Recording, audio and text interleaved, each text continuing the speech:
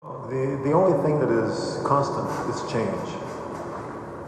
And art changes, technology changes, and technology opens up continuously new possibilities for artists and for poets. So we forget that the pencil was a technology. We forget that oil painting was a technology because it gets used so much, it gets incorporated into the larger vocabulary, and we tend to no longer see it as a technology. So we can't fetishize technology. We can't only consider technology something that is new and that we don't know anything about. Technology is a whole gamut of material production. And all art has engaged technology. So the real issue, in my opinion, is the resistance to change that many have. Because technology has always been a part of art making. When somebody at some point in prehistory looked at the flower and had the idea of making pigment out of it, that was technology. So the real issue is this increased resistance that one has to new possibilities. And I think the emphasis in regards to art and technology has to be in remaining open, in preserving this drive, this surge, this desire to explore and to navigate and to invent new realities. And to me, that's what technology enables.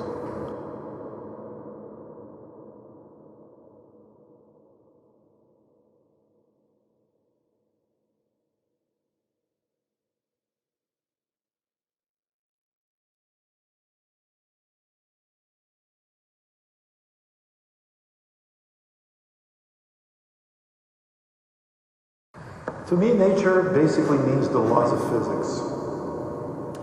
So the laws of physics, they regulate the material interaction of the world. So in a sense, everything falls under the laws of physics, which means that everything that falls under the laws of physics is natural. Evolution did not make a green glowing rabbit, but the laws of physics allow a green glowing rabbit to exist.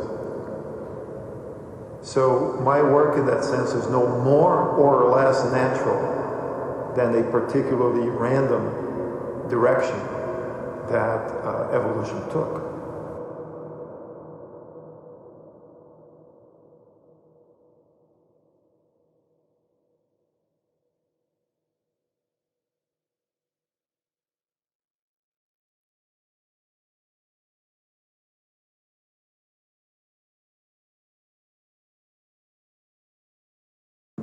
Well, first of all, I think it's important to clarify what I mean by communication. Communication for me is not an act of transmission of information. Communication for me is a situation in which an opening is produced, that interaction is possible, that intersubjective exchange is possible. It's this opening between two individuals or more, and the fact that this opening it preserves a sense of responsibility that is not only mutually, but also in the relationship, but also in the sense of response. In other words, it's not an opening that flows in one direction only, right? And by not flowing in one direction only, it has a transformative power, which means that you may not be the same person after this communication experience. And so this is what I'm interested in, and I believe that this phenomenon is fundamental to life. In fact, it's the coming together of disparate parts. It's this material communication of things that were once separated that made life possible in the first place, that made the first organisms possible in the first place. And it is the interaction among these organisms with, for example, exchange of molecules, exchange of DNA, that has made all life possible. So I see communication not only as the use of words to tell somebody something, but I see it as a fundamental process of all life.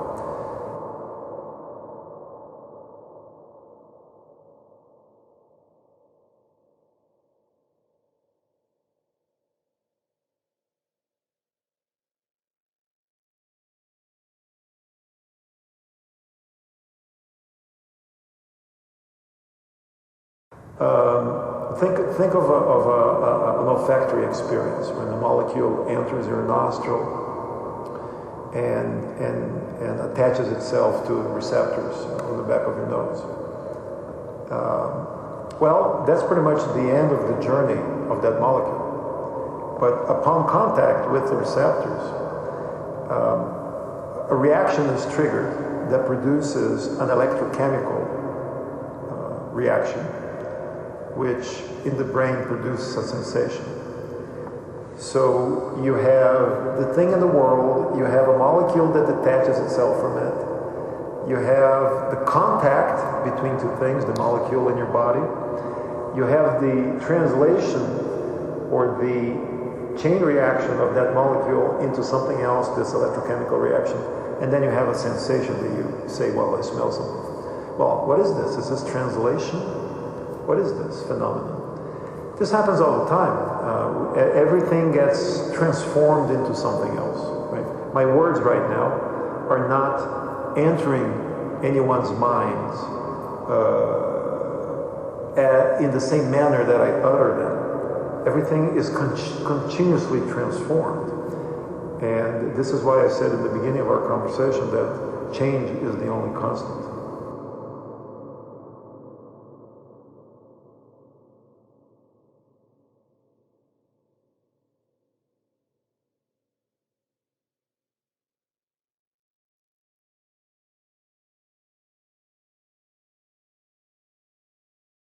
Well, in the context of biopoetry in particular, what is at stake is the recognition that the living is now a medium for writing. That's the fundamental recognition. Not in a metaphoric way, not in an allegorical way, not in a representational manner. Literally, that is, we can now create poems, we can now create works of literary value that are meant to be read by humans and sometimes by non-humans as well. And we can create these works of literature using living tissue, using DNA, using organisms of different kinds. We can use the processes of molecular biology as a writing medium.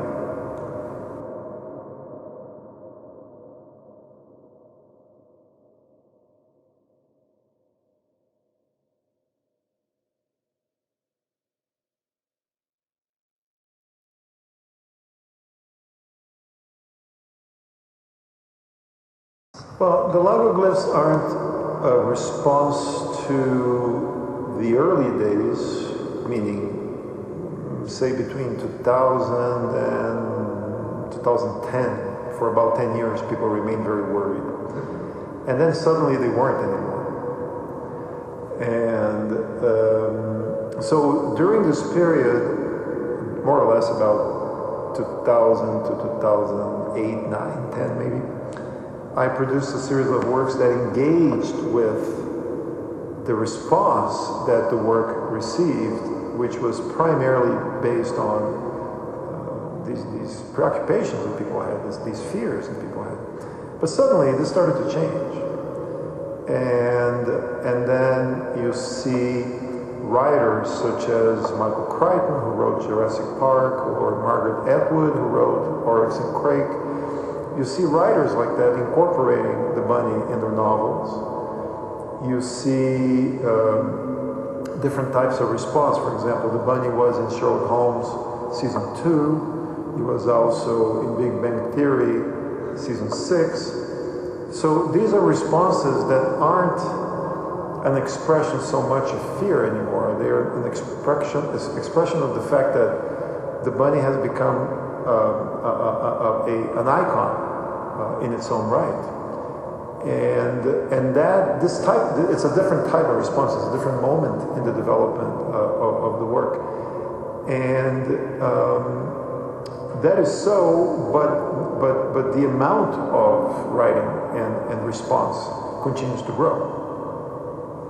So the lava glyphs are more a response to this new phase, the second phase, in which the bunny is no longer, say, an object of concern, but rather a conduit to different insights. And it's also a reaction to the fact that a huge amount of discourse has been produced. So I thought that it would be interesting for the bunny to respond, even though she's no longer alive, even though this response is vicarious, but it would be interesting for the bunny to produce this visual language that was rabbit-like. And the lagoglyphs there are a series of works that are based on that.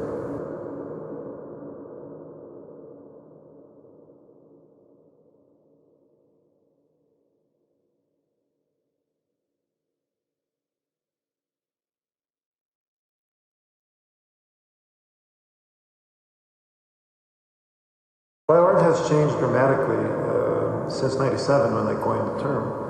We're getting close to the 20th anniversary of Bioart. And in the beginning, we were about a handful of artists working in this area. Now you have countless books and symposia and dissertations and exhibitions.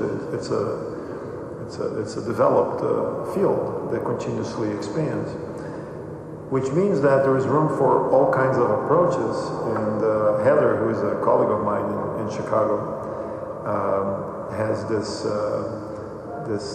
political angle that she's interested in exploring. So it's a testament to the richness of bioart, that it can have a more poetic approach, or a more political approach, or a more performative approach, that we have all these different voices that can be equally expressed in the movement.